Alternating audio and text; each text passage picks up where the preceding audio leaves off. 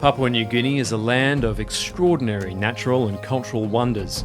Its rugged, forest-covered mountains, tropical coral reefs and pristine rivers are home to a great variety of plants and animals found nowhere else on Earth. With more than 800 distinct languages, it's also one of the world's most culturally diverse countries. People have lived and thrived in New Guinea for millennia, living in close contact with their environment. They've developed innovative and unique solutions to life in the region, but modern changes have presented new and complex problems for the country. Most Papua New Guineans still live on their traditional lands, and providing adequate goods and services and job opportunities to rural and remote areas is a challenge. Rapidly growing populations, poverty, poor health outcomes and high crime rates in urban areas present problems that limit social and economic development. Balancing its need for development while preserving its rich natural and cultural heritage is one of the country's greatest challenges. But new, locally driven initiatives in partnership with international collaborators offer hope. The National Fisheries Authority of Papua New Guinea, through its Aquaculture and Inland Fisheries program, works towards providing remote communities with a means to promote development through better nutrition, food security and alternative livelihoods. These sustainable practices offer promising opportunities for local communities to develop for themselves the nature and type of development they may want, and thereby help preserve culture and local environments and maintain ties to customary lands. With its rich natural and cultural assets, ecotourism in Papua New Guinea has great potential. Sustainable ecotourism can have many positive benefits, offering jobs and playing transformative roles in community development. On the northeast coast of New Britain, local resident Ricard Ryman helped set up Baia Sports Fishing Lodge in partnership with the local community. What's brought me here to Baia Village is pretty much my love of adventure and fishing. I've lived in West New Britain pretty much all my life. I met these guys 12 years ago now. Developed a really strong relationship with them. They've asked me if I could set up something to help benefit the community. So just looking around the bay, I saw there was a lot of rivers and black bass. So I thought, okay, maybe we can tap into this. So we set up Baia Sports Fishing Lodge. Unlike a lot of rivers that you see around the world, they're pristine. They're surrounded by jungle, rainforest and nipa palms. The remote location, just beautiful areas to fish out of. The black bass and the spot-tailed bass, they're quite unique to this area. Pound for pound, they're supposed to be one of the toughest fish on the planet. Definitely the toughest freshwater fish. A key to the success of the venture is the close working relationship between the local community, the sports fishing operators and the government and research agencies. Attracting anglers from all over the world to its abundant seas and pristine rivers, sports fishing has a great untapped potential in PNG. Not only do we have pristine environments and unique fish here, which is what people all around the world come to catch, is a trophy fish. The black bass and the spot-tail are the top 5 trophy fish that serious anglers want to catch. Jacob Winey is the Executive Manager of the Aquaculture and Inland Fisheries Unit at PNG's National Fisheries Authority. He's a leading pioneer in developing the aquaculture and sustainable livelihood industries in Papua New Guinea. NFA is now seen as the flagship organization to manage PNG's fisheries. Now we are aquaculture, coastal fisheries and sports fishing is one of the activities that we are trying to promote. Although international interest in the tourism sector is growing, the sports fishing sector in PNG is young, and there are no existing policies or guidelines to ensure the industry expands sustainably and with regard to community needs. In the first initiative of its kind in Papua New Guinea, the NFA is leading an innovative project, bringing local communities together with government, the private sector and international development and research institutions to help develop best practice guidelines for the sports fishing industry from the outset. NFA believes that the sports fishing has huge potential in PNG. Most of the iconic species for sports fishing like black bass, we have no idea about the ecology and biology of the species, so if recreational fishing is going to be an important fishery, we need to get the science right to be able to implement it. Look, it's very important for the National Fisheries Authority to have its environmental decision making underpinned by research. So they were very interested in this project because they knew they needed to understand something about the ecology of the black bass and some of the other species before they could develop appropriate policies and guidelines to manage the industry. By engaging local communities from the beginning and working in close collaboration with international partners such as the Australian Centre for International Agricultural Research and James Cook University, the NFA aims to draw on local and international expertise to bring meaningful benefits to the people of Papua New Guinea. There are two components of this project. One is the social science, interviewing community members, and the other one is looking at the biology of it. So I think the research will help NFA understand the social aspect of things, how you engage people, how you engage communities, because it's the resource that they own. And then how do you get them to effectively participate? So if we are putting any policy guidelines, we need to put that for the operators. And also for the biology side of things, how you handle the fish. How many do you catch? What lures you use? So those things need to be understood. Will the fish survive when you release all that? So I think they can help put management guidelines in place. My role in the project, I feel, is pretty much getting all those different parties together, explaining to the people what we're trying to achieve and what we're doing. And I think my role is pretty much just to make it work and make it happen, and to set up the logistics so it all runs smoothly. One of the really important things that come out of the work with NFA is that there's a strong focus on the end user, and we take the view that the research is a means to an end. We always have that focus on the community, so we're not doing research just for the novelty of it. It has to be driven by community impacts.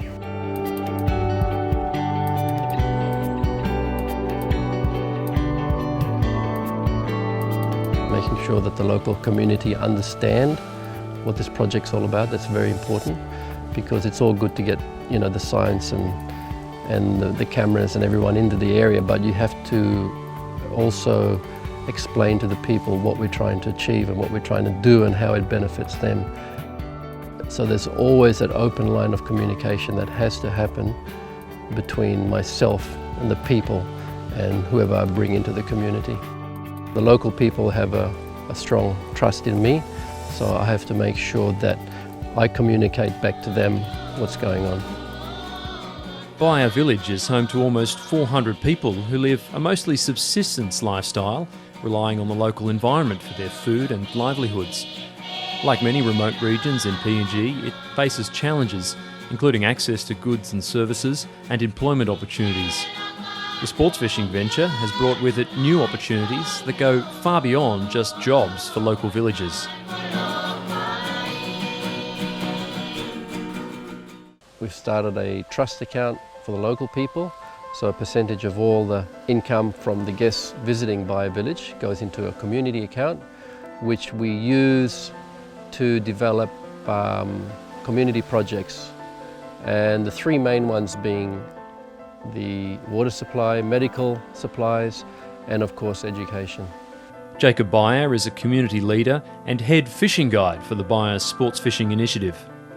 So Jacob, you talking about all benefits school being similar to sports fishing?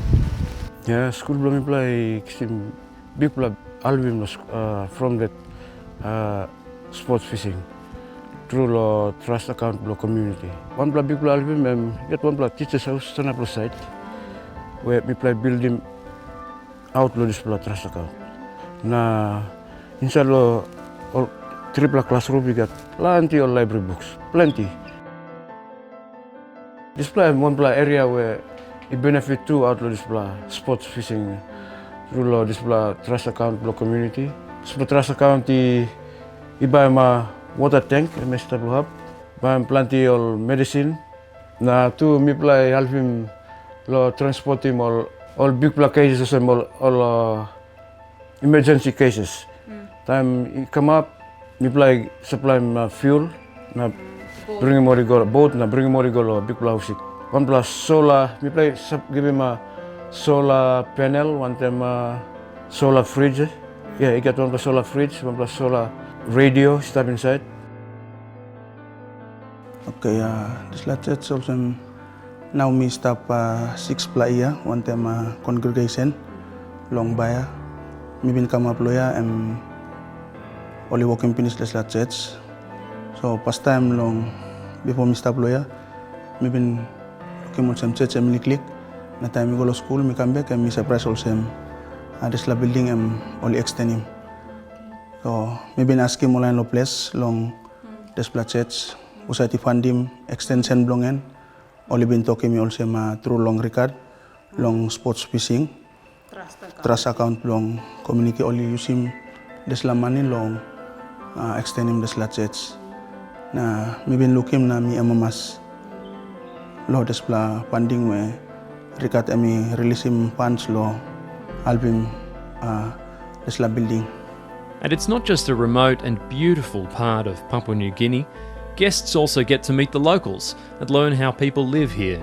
It's not only just the fishing, it's the cultural side of it, meeting the people, how they live. It really is an eye-opener, just to see what very little these people have, but how happy they are and how content they are with life. And I think visitors that come here really enjoy that connection. At a time of rapid cultural and social change in PNG, it's also allowed people to use traditional ecological knowledge that's rapidly disappearing in many Indigenous communities around the world. The villagers' experience and detailed knowledge of their customary land, rivers and sea is critical to the project's success. In the case of sport fishing, the locals know how the rivers behave. They've got a very good understanding of fish movement, for example, and that's important if you want to understand something about the ecology of the fish that you're studying. They're the ones also that tell us how the sport fishery benefits them in terms of the economics and social impacts.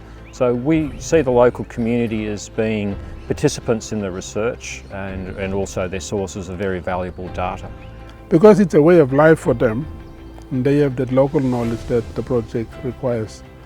And then at the same time, I think the locals need to participate in this and take ownership of it, because it is something that will directly benefit them, and it's not something that we want to enforce onto the local community, or we think that recreational fishing is good for you and should be done. We want to involve them so that they see it for themselves and take ownership of it. By involving the local community and using their accumulated knowledge alongside the expertise of researchers, the project has provided important insights into the biology of the target fish species, their habitats, and also the social dimensions of introducing ecotourism into such a remote region. The local knowledge, like we all us fishermen understand, getting the local knowledge is very important. So, we listen to what they have to say, what times of the month the fish are very active, or what times of the month are the fish moving out to the ocean, possibly spawning. So, all that social side research we have to document, and then we go and do the scientific side. So yeah, there's definitely a very close connection between the social and the scientific that you have to blend together to get the answers.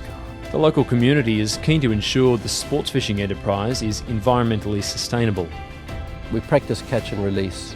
So for the environment, of course, that has a lot of benefits for the fish. We release most of our fish. We keep a few for dinner and also a few for the village. What's happened now is they've realised how important these fish are and how important it is for them to look after the rivers.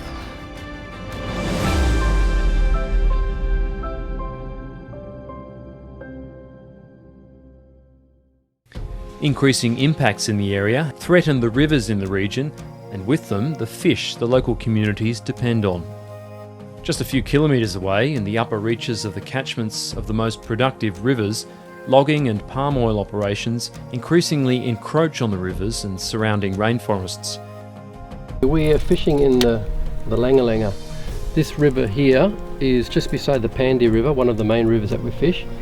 We get the black bass in here. We don't get the spot tails because the spot tails like the fresh water, and this is more of a brackish. So we get black bass, we get mangrove jacks, tarpon and cod. This is the sort of areas I'd like to show people because they need protection, and You know, each year I see these sort of environments under threat, particularly from the logging. Unsustainable logging practices and land clearing for plantations and agriculture impact local environments through habitat loss and silting of the rivers, with significant impacts downstream and on coral reefs off the coast. A lot of logging has come into the area, and the problem we have with the river systems is the silting. So removing most of the jungle, you have a lot of silting from the big rainfalls that we get during the Christmas period, and basically that just muddies up the water. So it's no good for the fishing, and worst of all, it's no good for the fish. The more silt you get, the longer periods of time where you have the rivers in darkness, and this is going to be a big problem for the bass. It'll wipe out big populations for sure.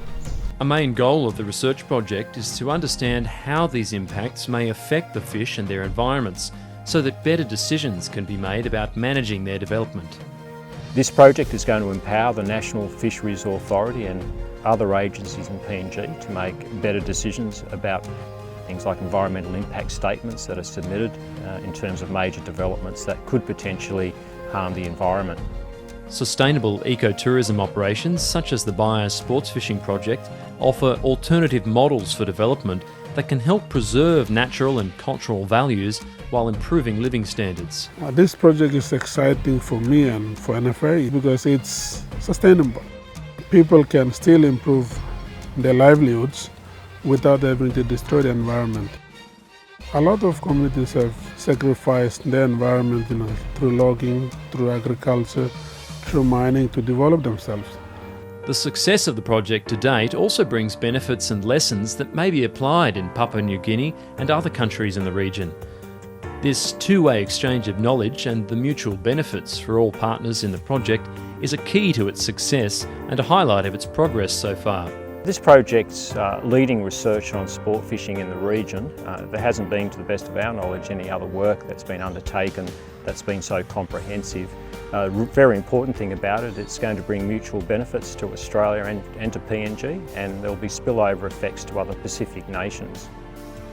I think this project is the flagship research project for recreational fishing in PNG as well as the Pacific. And Australia, as the main donor in the Pacific, can learn from the PNG experience and maybe apply it in Fiji or in the other Pacific Island countries. And also, Australian researchers will benefit from the research here. Papua New Guinea's astounding natural beauty and rich and diverse cultural heritage are treasures of global significance. As the country races to modernise, it faces some stark choices. Sustainable development initiatives, run by and for the people that are affected by them, offer alternatives that are win-wins for all involved.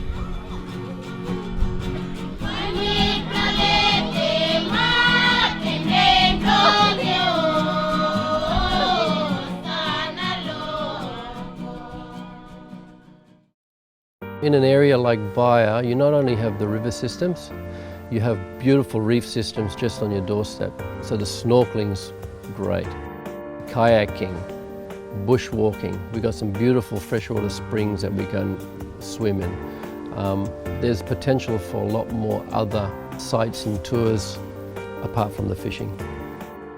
With recreational fishing like this, I think it provides an opportunity for people to keep their environment, keep their way of life, and still improve their socio-economic condition.